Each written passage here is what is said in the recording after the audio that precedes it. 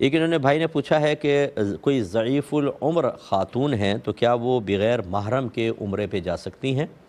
تو جی بالکل، اگر وہ ایسی ہیں کہ جو بہت زیادہ بوڑھی ہو چکی ہوں، جیسے 65-70 سال کی ہیں، اور دیکھنے میں کوئی جاذب نظر بھی نہ لگیں، اور اس طرح بھی نہ ہوں کہ وہ اتنی ایج میں جا کر انہوں نے اپنے آپ کو ایکسرسائز وغیرہ کے ذریعے اتنا کر لیا ہو کہ دیکھنے میں وہ 40-45 کے لگیں، یعنی غیر جاذب نظر، ضعیف العمر،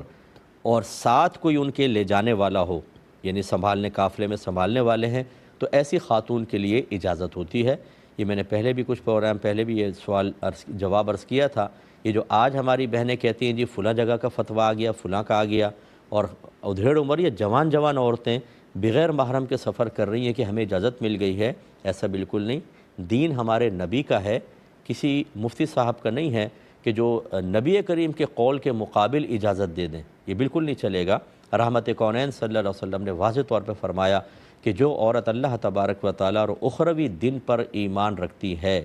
وہ اپنے شوہر یا کسی محرم کے بغیر 3 دن کی مسافت کا سفر طے نہ کرے۔ جو ہم کلومیٹرز میں تبدیل کریں تو 92 کلومیٹرز بنتا ہے، اور یہ تو بہت لمبا سفر ہے، تو عورت قدم قدم پر گناہگار ہوگی۔ ضعیفہ کے لیے اجازت ہوتی ہے۔